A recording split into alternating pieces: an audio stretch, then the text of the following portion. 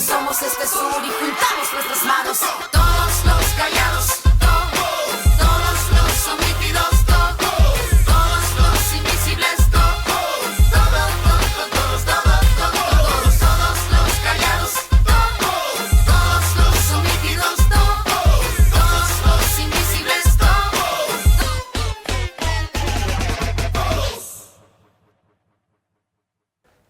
Saludos, bienvenidas y bienvenidos a una nueva edición de Somos Sur. Vamos a hablar hoy de las leyes que tienen que ver con la violencia sexual, de las reformas que ha habido, de las grandes leyes en estos últimos años, y vamos a hablar con alguien que sabe mucho de esto, porque nuestro invitado de hoy es Antonio del Moral, que es magistrado de la Sala de lo Penal del Tribunal Supremo y participaba recientemente en un congreso internacional sobre violencia que tuvo lugar en el Teatro Víctor Jara, donde nos encontramos en Santa Lucía de Tirajana.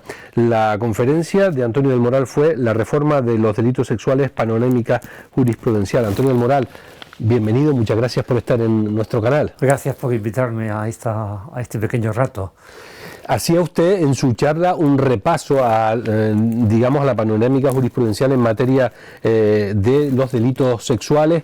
Da la impresión, digamos, que en las últimas 2 décadas ha habido 2 leyes con mayúsculas, ¿no? En la época de López Aguilar, creo que fue la ley contra la violencia de género, y luego en 2004, en la época de Zapatero, y luego la ley del sí es sí, ¿no? Del solo sí es sí, que se le llamó así, digamos.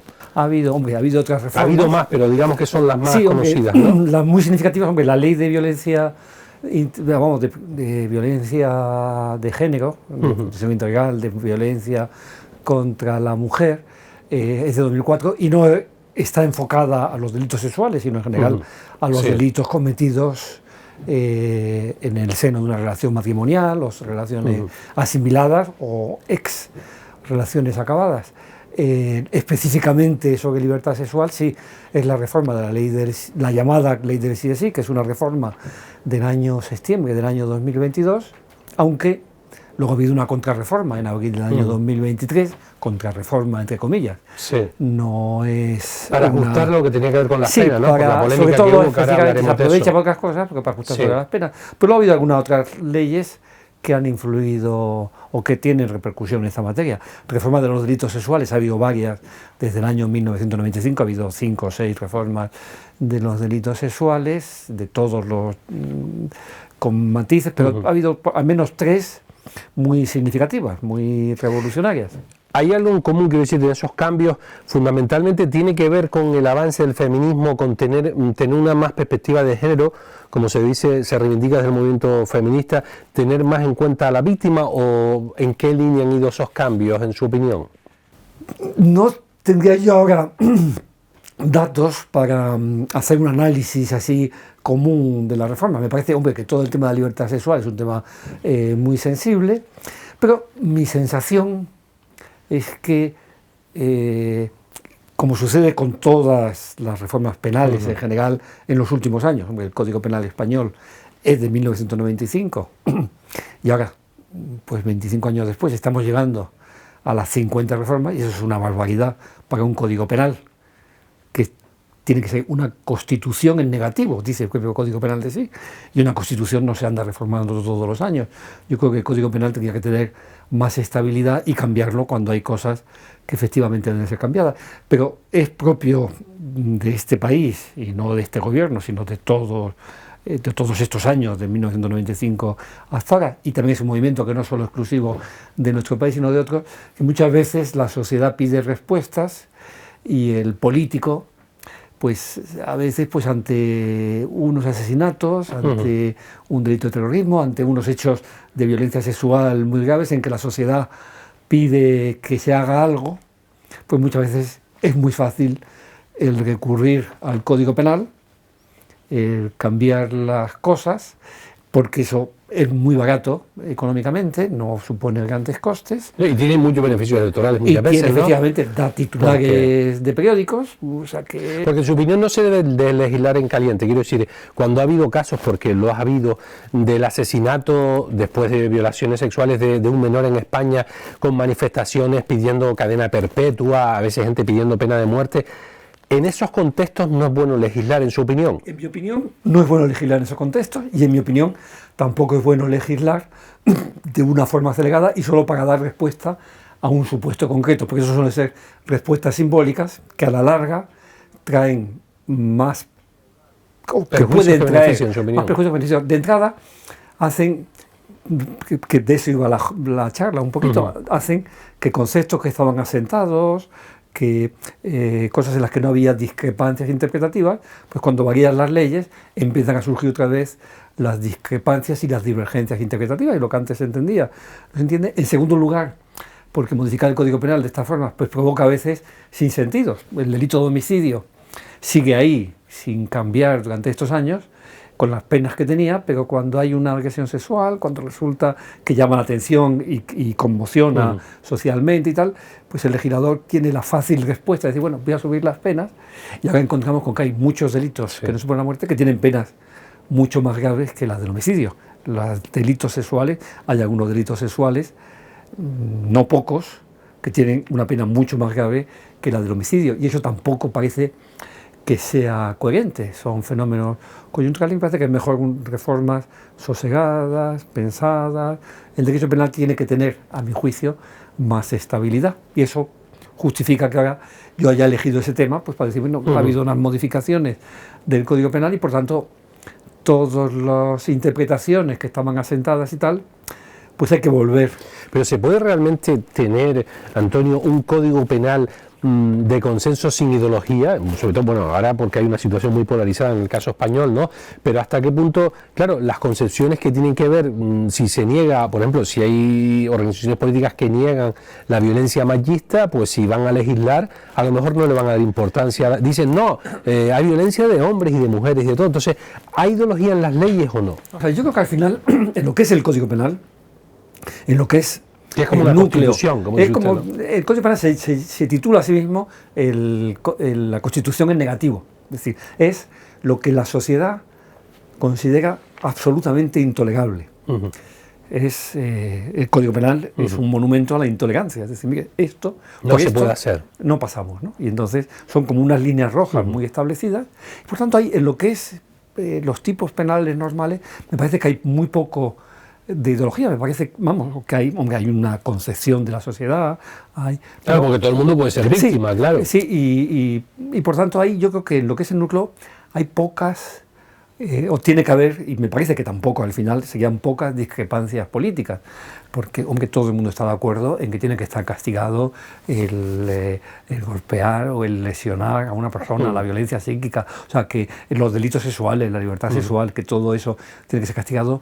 Esto es evidente y por lo tanto no me parece que haya, luego al final puede haber discrepancias en puntos como la prisión permanente revisable, como si en puntos concretos de penas o de algún delito, pero en general me parece que un código penal no tiene que estar sometido a esos avatares ideológicos, porque sobre todo, al final, los núcleos no cambian, o sea, siempre las relaciones sexuales no consentidas han sido castigadas, o sea, y nadie pienso que puede pensar que no puedan ser castigadas, y en esos núcleos, sin embargo, en lo simbólico, me parece que muchas veces las reformas penales tienen más de simbólico, de efectismo, de sensación de que se está haciendo algo, que de cambio real de lo que es el Pero yo no sé penal. si queda o no en lo simbólico, yo creo que no, pero evidentemente, por ejemplo, en lo que sí cambia, hoy día casi no hay jueces que se atrevan a hacer alusión a la minifalta de la víctima cuando hay una sentencia de violación, y eso sí se daba más antes. Quiero decir, la sociedad ha cambiado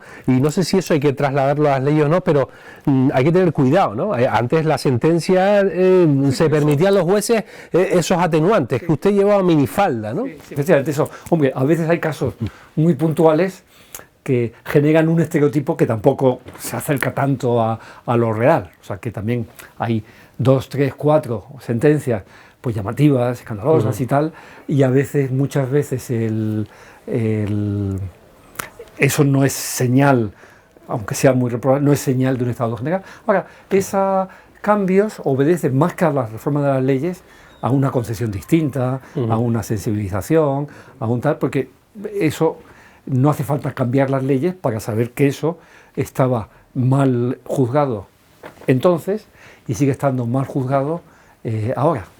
¿Qué pasó con la ley del sí es sí, en su opinión? Porque habían dos lecturas, una desde un sector de la oposición, muy a la derecha, de que casi se hizo para sacar a violadores de la cárcel, y otra que decía, desde el sector que la hizo, desde Podemos, que lo que había era una interpretación muy machista de jueces muy machistas.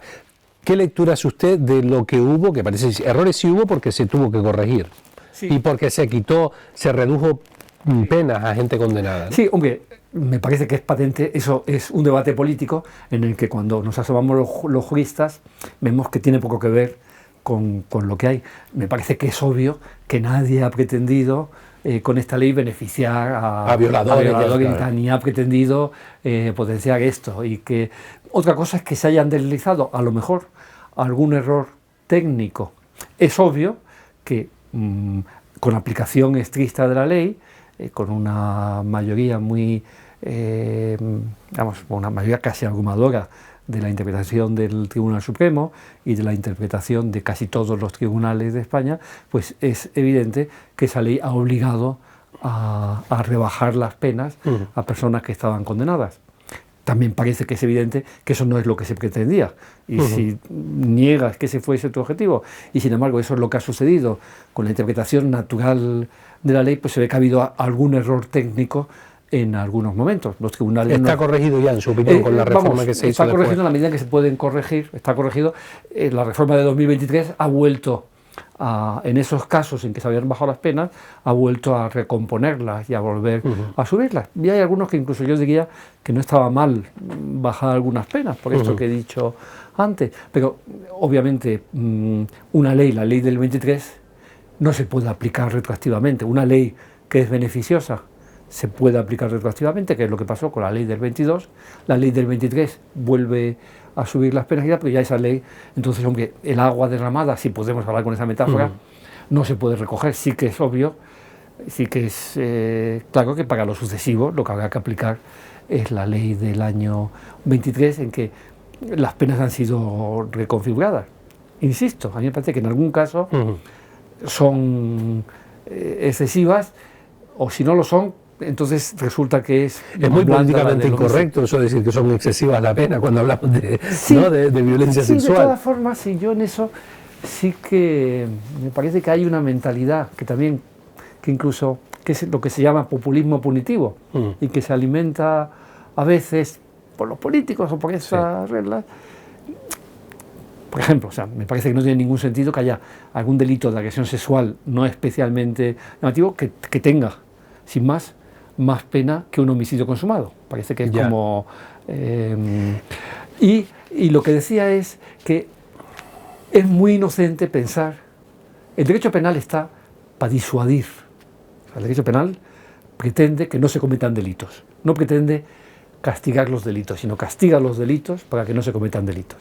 Entonces hay una mentalidad muy difundida y muy ingenua y muy errada, que es pensar que el derecho penal disuade más cuanto más altas son las penas. Claro, por ahí le quería preguntar yo, por eso cuanto más punitivo es, cuanto más altas son las penas, no está demostrado que la gente vaya a delinquir menos. Por poner un ejemplo, en Estados Unidos, con pena de muerte, en una serie de delitos que no existe pena de muerte en otros países, se dan más esos delitos en Estados Unidos, ¿no? Eso iba Por tanto, no hay que ir a eso. En Estados Unidos, precisamente, hay catedráticos de estudios, y esto es una cosa también muy antigua, es una cosa que los penalistas más clásicos también resolvían. Dice que la potencialidad disuasoria de una pena depende de 3 factores. Y el más importante no es su gravedad. Juegan también el convencimiento de la inevitabilidad, y 3, la prontitud con que se impone. De forma, por decirlo de una forma sencilla, una pena de 10 años de prisión, pongamos, aparte del tema de proporcionalidad, es decir, mire, yo no puedo castigar un incidente o una cosa de poca gravedad con 10 años de prisión porque esto no es proporcional, pero con independencia de eso, una pena de 10 años de prisión puede disuadir mucho menos que una pena de 2 años de prisión. ¿Por qué? Si una pena de 10 años de prisión, el narcotraficante, el funcionario corrupto, el político corrupto, sabe o piensa, porque está así, que es difícil que le sorprendan, que es difícil que se lo prueben, y que si se lo prueban, la pena va a llegar muy tarde. Pues frente a una pena de 10 años, en la que hay mucha cifra negra de delincuencia, por ejemplo en narcotráfico o en delitos de corrupción, y que además cuando llega el procedimiento se enreda y tardan 5, 10, 15 años en llegar la pena, eso disuade muchísimo menos, está súper demostrado, que una pena de 2 años que se percibe por un lado como casi inevitable, aquí me van a coger, y en segundo lugar que se percibe como inmediata. Entonces eso disuade mucho más y por tanto muchas veces en políticas como de violencia de género, de delitos sexuales y tal, más que poner el acento, pasa esto, voy a subir las penas, hay que poner el acento en que se denuncie más, en facilitar la prueba de eso, en delitos de corrupción, en que haya más transparencia y por tanto que se les coja más rápido, ¿no? Que se les coja mejor. Pensar que un funcionario corrupto va a dejar de hacer cohecho, porque como en las últimas reformas dicen, hombre, ahora mismo el cohecho le han subido la pena de 4 a 5 años, pues ya eso es ridículo. Ahora, si tiene la sensación de que si le cogen en un año y medio, eso, y que además entra sobre la marcha, hay mucha transparencia y por tanto es muy fácil, eso, aunque la pena la bajen, le va... Y eso es un error de los políticos, claro, es muy fácil subir las penas, no gasta el presupuesto, sale un titular, es muy vistoso, es mucho más difícil educar en sexualidad,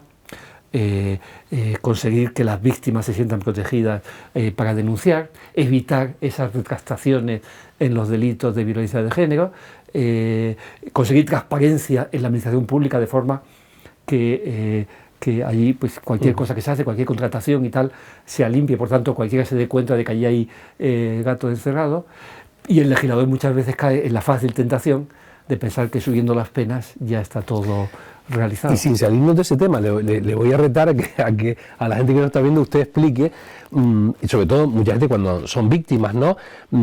Que son penas empiezan pidiendo, usted que ha sido fiscal durante un par de décadas, empiezan pidiendo 15 años, o 8 años, o 7 años, y al final por un pacto en el que el acusado reconoce los hechos, se quedan 2 años y no entra en prisión. Eso muchas veces socialmente puede producir una sensación de impunidad o de frustración. ¿Qué explicación tiene eso de que al final, claro, uno pacta que lo reconoce, pero pactándolo te libras de la cárcel? Sí, eso es un tema... ¿Por qué se hace? Sí, a mí es un tema que a mí me apasiona y además yo diría, y podía estar aquí, no sé cuánta... es una serie de entrevistas, porque fue una serie, podríamos llevar una temporada. Hablaremos con Netflix, si lo hace bien, hablaremos con Netflix y lo vendemos como serie. Vamos a ver, pero sabe que hay mucha gente que se frustra con eso, ¿no? Intento simplificarlo, eso tiene se ha extendido mucho, a mi juicio, de una forma perversa, tiene una causa remota, que es el mal funcionamiento de los juzgados por falta de medios.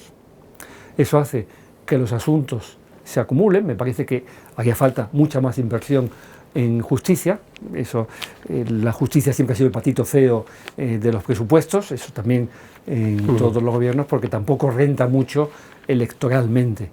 Entonces, y como los juzgados no dan abasto, pasan 2 cosas. Uno, que los asuntos se atrasan y llegan tarde, y claro, cuando ya han pasado 4 o 5 años y tal, pues ya es más fácil decir, mira, vamos a cerrar esto para no estar con un juicio largo. Y segundo, cuando un juzgado tiene asuntos y asuntos, y los fiscales tienen asuntos y asuntos, pues esa sensación de decir, esta es una forma muy útil y muy eficaz, todo el mundo se va contento, y cerramos, en lugar de tener un juicio de 5 o 10 días, con un montón de testigos que molestamos, que ya ha pasado un montón de tiempo, no sabe cómo acabar, pues a mí me parece que es una mentalidad muy utilitarista, que no responde a las exigencias de justicia y que les pedimos a la justicia, que todos llevamos dentro, y que exigiría eso. Al final nos hemos contagiado del sistema americano, en que efectivamente si el sistema de justicia americano funciona, es porque a juicio llega menos del 5% de los casos. El resto... Menos del 5%. A lo mejor me salga, pero a lo mejor menos del 90%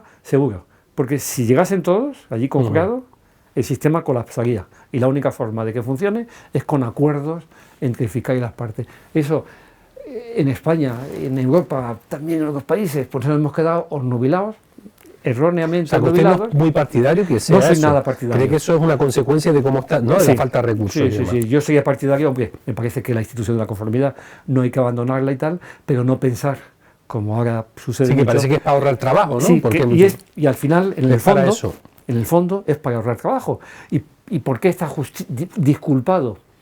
Porque es que si no se ahorrase ese trabajo, estarían las cosas colapsadas y en lugar de salir las sentencias a los 4 años, pues saldrían a los 10 años, porque eso bloquearía todavía muchísimo Pues más. mire, lo ha explicado usted sin necesitar una serie. Me gustaría otra explicación, que tengo también otra duda también, que uno se queda asombrado.